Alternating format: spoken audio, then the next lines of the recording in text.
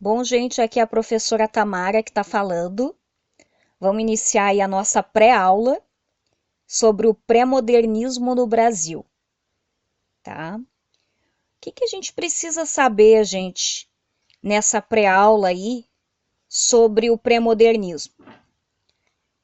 Nós temos que nos situarmos no Brasil no início do século XX, tá?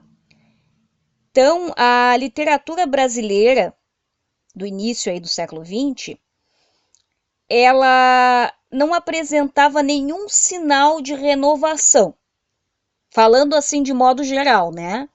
Ela não apresentava nada de renovação. Claro, né, que nós sabemos que estava acontecendo nesse período aqueles movimentos artísticos que agitavam a Europa nesse período. Era um ambiente bem agitado na Europa, né? Nós temos as vanguardas europeias e tudo mais. Porém, esse ambiente agitado, ele não repercutiu no Brasil. Porque o Brasil, gente, nós temos que lembrar na história que ele nesse período era bastante provinciano, acanhado, a recém estava saindo dessas questões rurais e estava se modernizando, tudo paulatinamente, porque na história a gente sabe que tudo é paulatino, né? Devagarzinho, tá? Só que assim, ó, gente, alguns escritores nesse período, eles contrariavam o estado das coisas, né?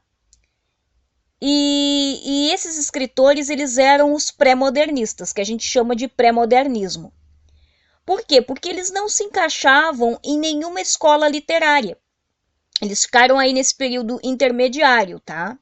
Então eles tinham um pouco de romantismo, um pouco de realismo, de simbolismo, até mesmo um pouquinho de modernismo, mas eles não se encaixavam em nenhuma escola. Então eles ficaram aí nesse período pré-moderno, né, intermediário, e que nós podemos denominar como muito importante porque eles contrariaram aquilo que já estava pré-estabelecido, que era um ambiente artístico sem inovação. Então eles inovaram. No meio daquele marasmo, eles se destacaram se inovando, né? Nesse contexto aí do início do século XX, nós também temos a descoberta de um outro Brasil, um Brasil que não se conhecia. Nós vimos lá na história que nós vamos ter o Brasil real, que é esse Brasil aí desconhecido, que esses autores do pré-modernismo vão nos apresentar, e o Brasil oficial, que aí sim já se conhecia, que era o Brasil que era documentado, o Brasil das elites, que era mostrado, inclusive divulgado para fora do país. Mas esse Brasil não era mostrado. O Brasil real, ele era camuflado. E esses autores vão ter peito para poder mudar esse contexto, né? Então, o que acontece?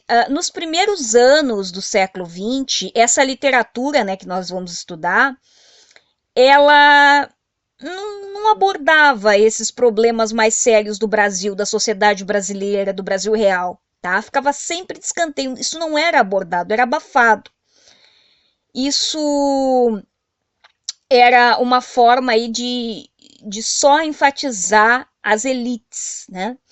As elites, elas queriam uma literatura de entretenimento. Elas não queriam uma literatura que fosse, assim, com denúncia, com nada disso, tá? Era só para entreter. Então tinha que ser coisa boa, né? Não podia trazer desgraças, mazelas, tinha que ser coisas positivas, né? Ou então coisas científicas, esse tipo de coisa, né? Nada assim que realmente fosse a fundo, né, falando do que realmente é o Brasil, né? E os temas eram sempre repetidos também, tá? Então não tinha uma inovação temática nesse período, tá? O realismo, né, gente, já tinha trazido aí algumas ideias sobre o retratar essa realidade nua e crua, diferente daquela vamos dizer assim, idealização do romantismo, tá? Só que, como eu disse para vocês, no entanto, apesar desse contexto, teve gente que balançou aí, né?